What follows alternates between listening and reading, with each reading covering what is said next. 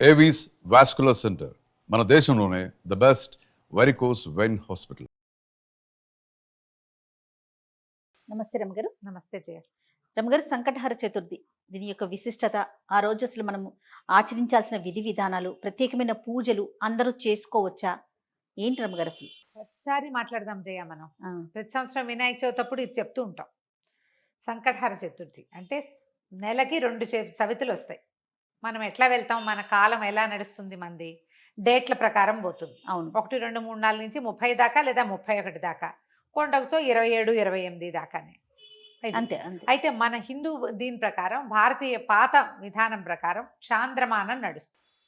ఈ చాంద్రమానం అంటే చంద్రుడి యొక్క కదలికలతో మన డే మారుతుంది అనమాట. తిథులు అంటాం వాటిని మనం. 28 ఇవి ఎట్లా పోతాయి? 28 కాదు, పోనీ 29, 30 చేసుకుందాం దాన్ని. పాడ్యమి నుంచి మొదలు పెట్టుకుని పౌర్ణమి దాకా 15. ఓకే. అక్కడి నుంచి 16వ రోజు నుంచి మళ్ళీ పాడ్యమి నుంచి మొదలు పెట్టుకుని అమావాస్య దాకా. ఓకే.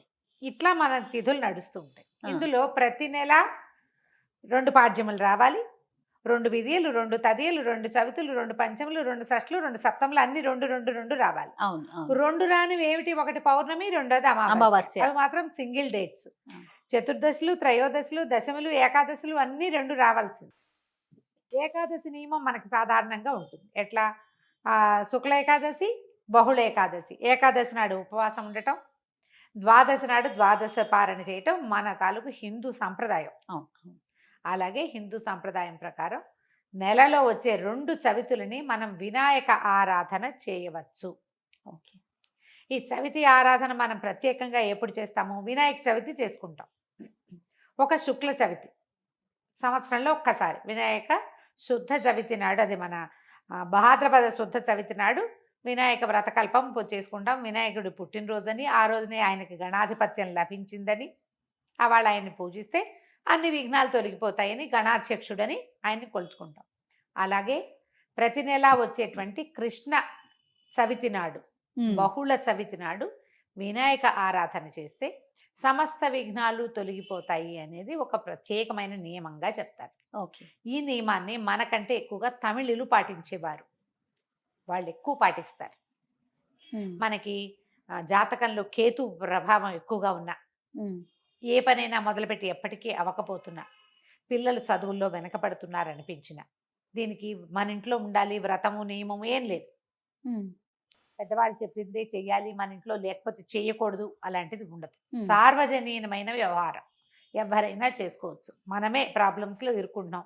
ఏ పనైనా మొదలు పెడితే అవటం లేదు, అన్ని అడ్డంకులే దానికి. ఓకే.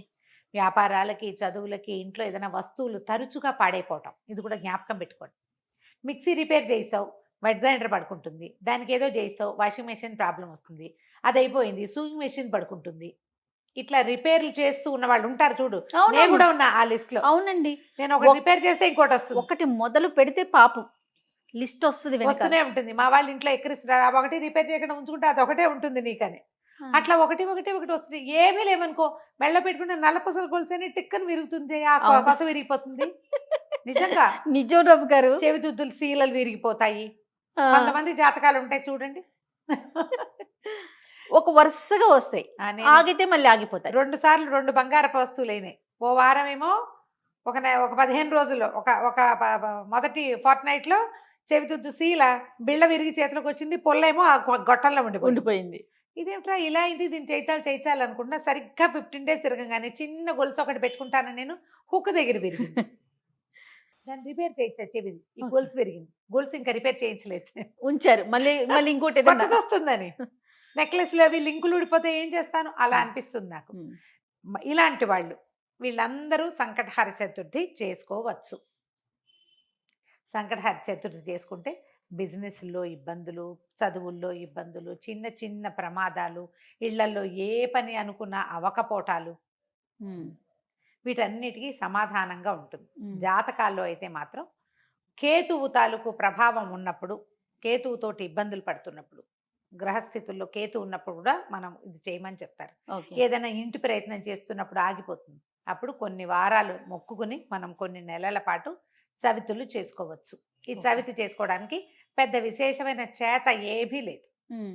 సింపుల్ వినాయక పూజే.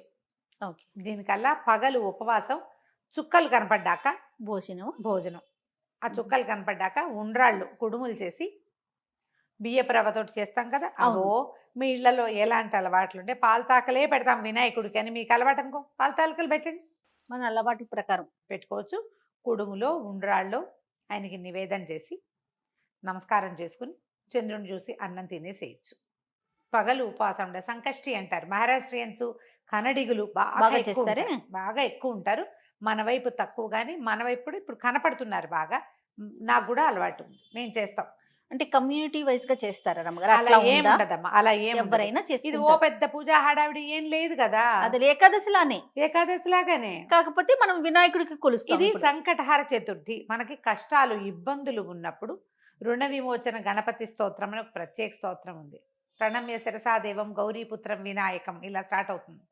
ఆ స్తోత్రం చదువుకోవచ్చు. అబ్బే అవేవి రావండి, సుంఖశ్రీగదంత్య కపిలో గజకర్ణికః మనకు వచ్చు కదా, అంతే. ద్వాదశ నామాలు అవి చదువుకోండి. వినాయకుడికి కొంచెం గరిక వాకిట్లో ఎక్కడైనా పెరళ్లలో ఉన్న బాల్కనీ కుండీల్లో ఉంటే గరికని పెక్కండా ఉంచుతా నేను. అవి వినాయకుడికి పెట్టుకోవచ్చు అని చెప్పి, బుధవారం నాడు పెట్టచ్చులే అని ఆ 2 గరిక పోచలు వినాయకుడికి సమర్పించడం, ఉండ్రాళ్ళు సమర్పించి నమస్కారం చేసుకోండి. ఇది చాలా మంచిది. మరి పసుపుతోటి వినాయకుడిని చెయ్యాలి అదేదో సిద్ధాంతంగా చెయ్యొద్దమ్మా. ఎంత సింపుల్గా అయినా చేసుకోవచ్చు. సాయంకాలం సమీపంలో ఉన్న ఏ దేవాలయంలోనే గణపతి చతుర్థులు చేస్తారు. అన్ని చోట్ల వినాయక ప్రతిష్ట ఉన్న ప్రతి చోట సంకటహర చతుర్థి పూజ చేస్తారు. వెళ్ళి గుళ్ళో పూజ చేయించుకోండి, హాయిగా ఇంటికి వచ్చి భోజనం చేయండి, అంతే. కుడుములు ఏమైనా ఉండి మీ గుళ్ళో వాళ్ళు ఒప్పుకుంటే, ఆ దేవాలయం పద్ధతిని బట్టి కదా, ఒప్పుకుంటే మీరే కుడుములు తీసుకెళ్ళి స్వామివారికి అక్కడ నివేదన చేసి అందరికీ ప్రసాదం పంచిపెట్టండి. వినాయకుడికి వచ్చిన బెల్లం ముక్క నివేదన పెట్టడం ఒక అలవాటుగా చేసుకోండి. మనకి ఇలాంటి సమస్యలు ఉంటే కనుక తప్పకుండా కొంచెం బెల్లం నివేదన పెట్టడం, వినాయకుడి కోసం ఒక దీపారాధన చేయటం, దీపం పెట్టుకోవటం, దీపం పెట్టగానే వినాయకుడికి సంబంధించిన శ్లోకం చదువుకోవటం, ఓ బెల్లం ముక్క ఖచ్చితంగా నువ్వు పళ్ళు పెట్టు, పాలు పెట్టు, అవి ఏమైనా పెట్టుకో, వినాయకుడికి బెల్లం ముక్క పెట్టాలి. ఇలా నివేదన పెడితే మనకి చాలా సమస్యలు తీరుతాయి. ఇప్పుడు నవంబర్ 1 వచ్చినట్టుంది. అవునండి, అంతేనా? అవును. ఆ ప్రతి నెల చూసుకోండి, క్యాలెండర్లో ఉంటుంది. మీరు ఈజీ మెథడ్ ఏంటి, క్యాలెండర్లో నోట్ చేసి పెట్టుకోండి. ఇందులో మళ్ళీ ఒక స్పెషల్ ఉంది. మంగళవారాలు గనక ఈ చతుర్థి వస్తే చాలా విశేషం. అంగారక చతుర్థి అంటారు దాన్ని. అది చాలా విశేషమైంది. అది ఎక్కువ సమస్యలు తీరుస్తుంది, ఇంకా ప్రాబ్లమ్స్ తీరుస్తుంది. దీనివల్ల బ్రహ్మాండం బదలైపోయి వారికి ఏదో వస్తుందని కాదు, కొన్ని జాతకపరమైన సమస్యలు తీరుతాయి. ఏ పనులు కానప్పుడు మనకు ఒక శాంతిగా ఉంటుంది. చికాకు తగ్గినా చాలు కదా అమ్మగారు, ఏదో వచ్చి మీద పడక్కర్లేదు. జస్ట్ మనకు ఉన్న ఆ చికాకు, ఆ బాధ, మనసు శాంతిగా ఉంటే అదే చాలు. అంతకంటే ఆటోమేటిక్ గా సమస్యలు పరిష్కారం అవుతాయి. అవును, అలా చేసుకోవచ్చు. మంగళవారం చతుర్థి వచ్చిందనుకో ఇంకా కంఫర్టబుల్ గా ఉంటుంది. 40 చేయొచ్చు, ఇవి 40 చేయొచ్చు, 21 చేయొచ్చు, 5 నేను 7 లెక్క పెట్టుకుని కూడా చేస్తా. ప్రతి నెల సంకటహర చతుర్థి నాడు పొద్దున్నే మా అక్కయ్య నేను ఒకళ్ళు గుర్తు చేసుకుంటాం ఇవాళ చతుర్థి అని. ఓకే, జ్ఞాపకం చేసుకుని మా ఇద్దరికి అలవాటు ఉంది. నాకు కొంచెం వినాయక ఇవి కూడా ఎక్కువ కదా, ఎక్కువ శ్లోకాలు చదువుకుంటాను. నేను చిన్నప్పుడు చదువుకున్న తొండమున ఏకదంతమును కూడా చదువుతారు రోజు. నేను నాకు అది అలవాటు. ఎవరి అలవాట్లు వాళ్ళవి కదా, మీరు అలవాటు చేసుకోండి. ఏదైనా ఇలాంటి సమస్యలు ఉన్నప్పుడు ఇట్లా చేసుకోవచ్చు. ఇది కొన్నాళ్ళు చేసి మానేయచ్చా లాంటి ప్రశ్నలు వస్తాయి ఎంతసేపు. కొన్ని వారాలు నియమంగా పెట్టుకోండి, కొన్ని నెలలు, ప్రతి నెల సంకటహర చతుర్థి చేయాలి. 2 సార్లు సంవత్సరం 2 సార్లు వస్తుంది కదా. మీరు కృష్ణ చతుర్థి మామూలు చతుర్థి కూడా చేసుకోవచ్చు. లేదా నేను సంకష్టే చేస్తాను అంటే కనుక సంకష్టులు మాత్రమే చేసుకోవచ్చు, సంకటహర చతుర్థి మాత్రమే చేసుకోవచ్చు. ప్రతి నెల చేస్తే ఇప్పుడు సంవత్సరం చేద్దామని మొక్కున్నాం అనుకోండి, 12 అవుతాయి. ఒకవేళ మధ్యలో ఒక నెల పీరియడ్ వచ్చింది, ఆడవాళ్ళకి సమస్యలు వస్తాయి, ఇంకోసారి మళ్ళీ మొదలు పెట్టక్కర్లేదమ్మా, కంటిన్యూ చేసుకోవచ్చు. దీనికి మీరు ఈజీ మెథడ్ ఏంటంటే, ఇప్పుడు స్మార్ట్ ఫోన్లు వచ్చినాయి కాబట్టి స్మార్ట్ ఫోన్లో చూసుకుని పెట్టుకోండి డేట్లు. నేనైతే క్యాలెండర్లో రౌండ్ ఆఫ్ చేసి పెట్టుకుంటా ఇవాళ చతుర్థి అని. వాళ్ళు కూడా ఎర్ర వినాయకుడు బొమ్మ వేస్తుంటారు, అక్కడ వినాయకుడి బొమ్మ కనపడుతుంది, టీటీడీ వాళ్ళ దాంట్లో కనిపిస్తూ ఉంటుంది. సో గుర్తుపెట్టుకుని ఆ రోజున మీరు చేయవలసింది ఏంటి, వినాయకుడికి సంబంధించిన స్తోత్రం చదువుకోవటం, గరిక 2 గరిక పోచలు తెచ్చి వినాయకుడికి సమర్పించడం, కొంచెం కుడుములో ఏవైనా నివేదన చేయటం, పగలు ఉపవసించి చంద్రుడు కనపడ్డాక దండం పెట్టుకుని భోజనం చేయటం చేసి చూడండి. మీకు చాలా ఇబ్బందులు తొలుగుతాయి. పెద్ద విశేషంగా ఏదో మాత్రం కాదు, మంచిది. మీకు ప్రధానమైనది ఏంటంటే ఇబ్బందులు తొలుగుతున్నట్టు కనపడుతుంది కానీ. అది రైట్ అమ్మగారు. నమస్తే. నమస్తే.